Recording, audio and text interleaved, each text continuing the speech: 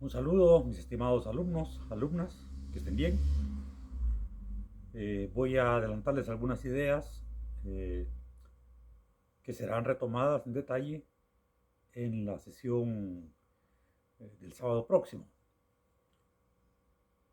Pues ante todo, que estén bien.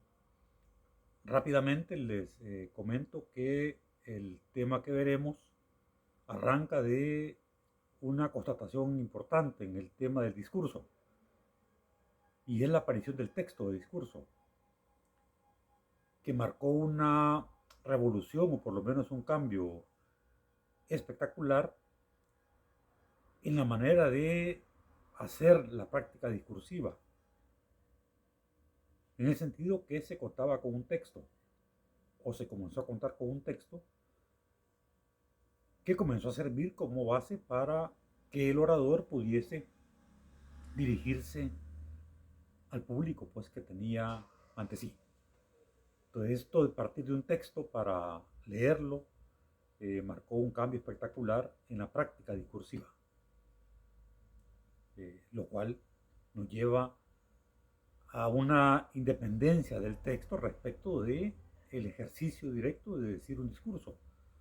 O sea, el texto puede quedar, puede pervivir, se conserva en libros, se conserva en documentos, se conserva en periódicos. Y de esta suerte podemos leer ahora textos de discurso que se dieron, por ejemplo, a principios del siglo XX o más recientemente, en los años 70, por ejemplo, o en los años 80, que si uno va a periódicos o archivos de periódicos puede encontrar pues ahí eh, ese texto o esos textos.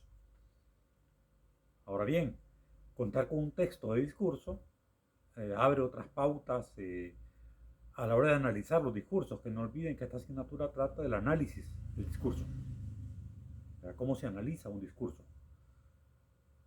Entonces, en este sentido, se le puede analizar como un discurso que uno escucha directamente, o en el caso del que estoy hablando ahorita, como un discurso que se analiza en un texto. Ahora bien, tener un texto nos lleva primero al tema de la lengua en la que se escribe el texto.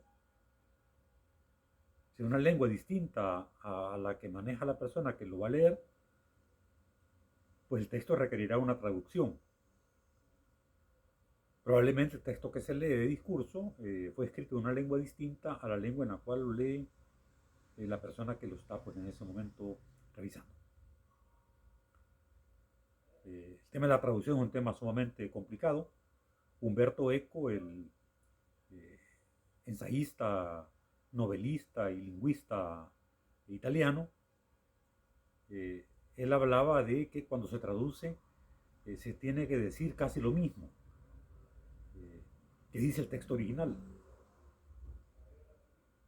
Entonces el arte de la traducción y de leer textos traducidos, en este caso de discursos, supone que los traductores deben tener la capacidad de transmitir al lector en otra lengua lo que dice el texto original en la lengua en la que fue redactado. Obviamente también uno traduce cuando lee, sin ser uno digamos, traductor especializado. Si uno lee un texto en inglés y el inglés no es la lengua de uno, la lengua de uno es el español, que es el caso nuestro, en ese caso pues el lector también debe hacer un esfuerzo de traducir. Pero incluso en una misma lengua uno debe traducir lo que lee. Es decir, si yo leo un texto de otra persona, aunque escribo en español, yo debo traducir para mí lo que esa persona dice, aunque hablemos la misma lengua.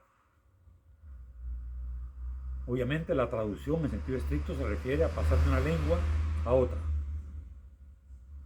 Les voy a compartir un texto de Humberto Eco en el cual aborda este tema delicado de cómo se traduce y cuáles son los secretos de la traducción. ¿Verdad? Bueno, es un tema especializado. Junto con la traducción, este otro tema especializado que es específico de esta asignatura es el tema de la hermenéutica, es decir, de la interpretación de un texto. A eso le dedicaremos atención especial en la jornada del día sábado.